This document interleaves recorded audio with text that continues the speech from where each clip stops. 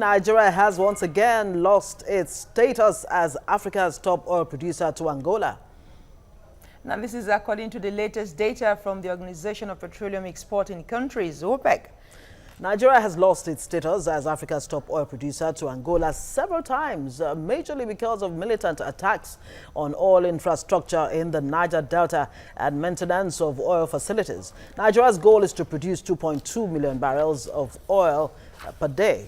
Between December 2016 and January 2017, Nigeria's Minister of State for Petroleum Resources, Ibe Kachuku, put the country's oil production at 2 million barrels per day.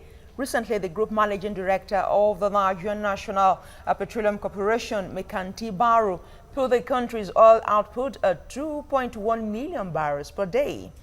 Okay, that's some perspective to our discussion this morning. But we're now joined by oil and gas expert Balazaka. It's good to have you on the show. Thank you. Yes, the oil cartel says Nigeria has gone down to 1.2 million barrels per day. That really comes as a surprise in March from 1.426 million barrels per day in February. But does it really matter that Angola has taken over Nigeria? Yes, it matters. Why? It matters a lot, and I will explain it in the course of this discussion. But one thing again is this: when you talk about the global world today, or the world being a global village, it means a lot. The days of lying are over.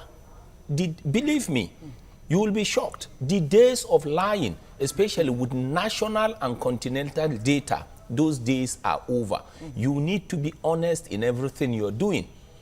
Angola overtaking us has technical implications, has economic implications, has commercial implications, has operational implications, and has political implications. Wow, far-reaching implications. Yes. Obviously.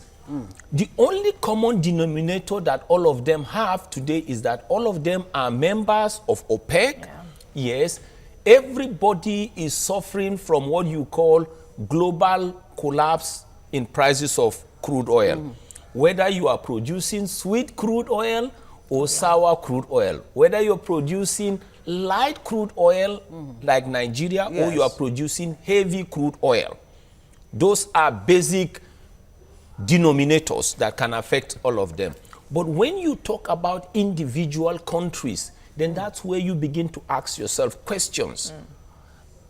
Are these causes of problems to me based on internalities or externalities? We've explained externalities, general global prices. Yes. But in terms of internalities, Nigeria is the cause of her economic misfortunes. And somehow, somewhere in the oil and gas industry, it is affecting Nigerian political fortunes. How is that? How are we really responsible for this? I mean, militancy has taken a nosedive.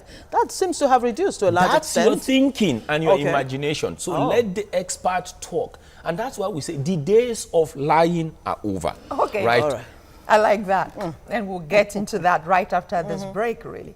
Yes, indeed, we are back, and we're talking, well, Nigeria's, is it Angola now, has overtaken Nigeria, of course, in oil production in Africa. But we've been hearing conflicting figures really coming from Nigerian officials, Ibe Kachuku, for example, and of course, Mekanti Baru. They've been giving us somewhere 2.2 million barrels, or we're close to that. Balazaka, what does this mean when OPEC, the oil cartel, is giving us a different figure from what the Nigerian officials are giving us? Well, whether we accept it or not, you know, OPEC consists of 13 members. Yes. Or member countries. So, and Nigeria is just one out of those 13. So if OPEC rolls out figures of respective countries, there is no way they will roll out a wrong figure about Nigeria. If OPEC says Nigeria is behind Angola today, it's a fact. And if you want to know even the common denominators, you can find them out. We discovered our oil probably around 1956 or so, first oil well in Oloibiri. You know, Angola actually started its own earlier than us in a field called Benfica and a basin called Kwanza. basin, from where they got the name of their currency, which is called the Kwanza. In terms of natural endowment, reserves, Angola does not have the much we have. But in terms of consistency, honesty, and doing business and professionalism, let nobody deceive you. Angola is doing better than Nigeria. Okay. Based on this report that we're talking about, the OPEC report, Nigeria is not the only country that has a cut in its output. No. Libya, United Arab Emirates, many is also of them. So affected. many. Many of them. Saudi Arabia. Put that, and so put that on a pedestal and tell us why. You have countries like Libya, which is understandable. I mean, the crisis going on there. But the Arab Emirates and some other countries, can you explain that to us? First of all, you see, you can have what we call disruptions, right? And you can have priorities, depending on what the country is after. When you look at countries like Norway, all these United Arab Emirates, is because they've been very focused. They have so much management and economic management dexterities they've developed or diversified. And that's why they have decided to keep that endowment for generations to come.